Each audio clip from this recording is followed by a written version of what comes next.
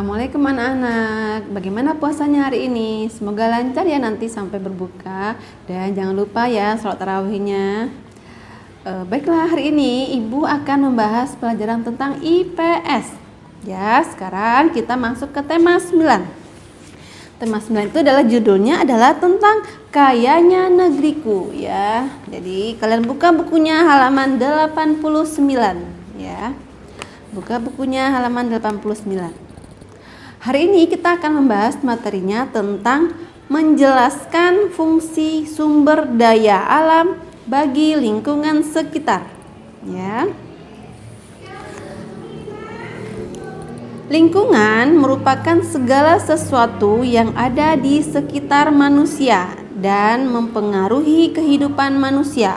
Contohnya apa? Contohnya udara, cahaya, dan air. Aktivitas manusia bergantung pada sumber daya alam atau SDA. Apa itu SDA? SDA atau sumber daya alam yaitu segala sesuatu yang berasal dari alam untuk memenuhi kebutuhan manusia. Jadi SDA itu adalah segala sesuatu yang berasal dari alam untuk memenuhi kebutuhan manusia. Contohnya apa SDA itu? Banyak ya contohnya ya. Contohnya minyak bumi, batu bara, udara, tanah, air, dan sebagainya. SDA dikelompokkan menjadi dua, yaitu SDA berdasarkan lokasinya dan SDA berdasarkan sifatnya.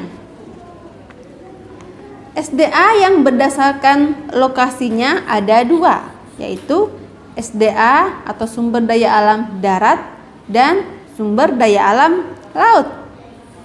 Apa contoh sumber daya alam darat itu?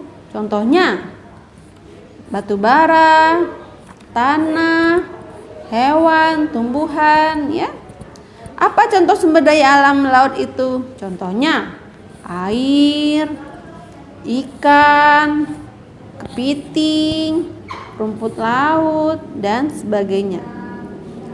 Berdasarkan sifatnya, SDA juga ada dua, yaitu SDA yang tidak dapat diperbarui dan SDA yang dapat diperbarui.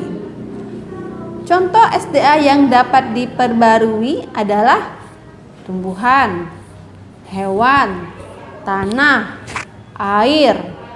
Apalagi ya, banyak ya. Dan contoh sumber daya alam yang tidak dapat diperbarui adalah contohnya minyak bumi, batu bara, emas, ya, timah, besi, ya, dan barang-barang tambang lainnya. Itu ya tentang SDA. Nah, tugas hari ini adalah ada di halaman 89. Ya, tugasnya apa? Yaitu, kalian perhatikan gambar berikut. Tuliskan sumber daya alam yang terdapat dalam masing-masing gambar, ya, serta pemanfaatnya. Ya, di sana ada 3 gambar. Ada gambar A, gambar B, dan gambar C. Ya, gambar A ini kalian tuliskan sumber daya alamnya, apa yang terdapat sumber daya alam apa yang terdapat pada gambar A dan apa manfaatnya. Ya, di gambar B, ya, sumber daya alam apa yang terdapat pada gambar B dan manfaatnya. Dan gambar C juga SDA apa yang terdapat pada gambar C dan manfaatnya. Nah, nomor 2, soal nomor 2. Perhatikan sumber daya alam berikut ya. Di kolom itu di buku kalian ada kelompok-kelompok sumber daya alam yang tidak dapat diperbarui dan yang dapat diperbarui ya. Nah, kalian kelompokkan SDA yang dapat diperbarui apa aja ya. Kalian tuliskan di dalam kolomnya di buku tulis ya. Dan SDA yang tidak dapat diperbarui kalian tulis juga di kolom ya, satu kolom di buku tulis kerjakannya ya. Jadi kalian kerjakan semua tugas di buku tulis ya, di buku tulis atau buku tugas ya. Ada 2 soal ya. Nah, soal pertama tulis soalnya, Tidak usah ditulis gambarnya, tidak usah dibikin gambarnya, tulis saja A, SDA-nya apa, manfaatnya apa. Gambar B, SDA-nya apa, manfaatnya apa. Dan C, SDA-nya apa, manfaatnya apa. Paham? Nomor 2, kalian tulis langsung SDA yang dapat diperbarui apa. SDA yang tidak dapat diperbarui apa. Tulis langsung ya. Ya. Nah, sekarang kita ke materi selanjutnya. Kalian buka bukunya halaman 102 ya. Perhatikan bukunya baik-baik.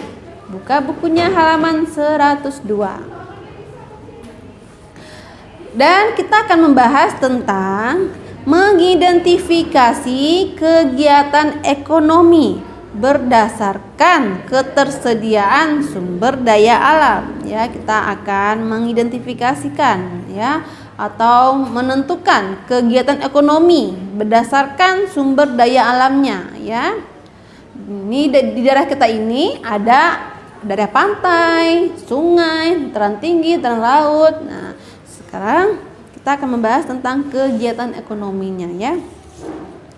Kegiatan ekonomi di setiap daerah itu berbeda-beda tergantung dari kondisi alam dan ketersediaan sumber daya alamnya ya. Contohnya, kegiatan ekonomi yang ada di pantai itu seperti apa? Contohnya adalah nelayan, petani kelapa, dan penjaga pantai dan sebagainya ya. Itu adalah kegiatan ekonomi yang ada di daerah pantai. Bagaimana di daerah dataran tinggi? Apa saja kegiatan ekonomi di dataran tinggi itu? Ya, di dataran tinggi adalah ya contoh kegiatan ekonomi di dataran tinggi itu adalah sebagai petani teh dan petani sayur, sapi perah, itu ya kegiatan ekonominya ya. Nah, cukup sekian ya pembahasan hari ini. Semoga kalian semuanya paham ya. Jadi kalian perhatikan lagi bukunya dengan baik ya. Terima kasih anak-anak. Semoga lancar puasanya ya. Sampai nanti berbuka. Assalamualaikum.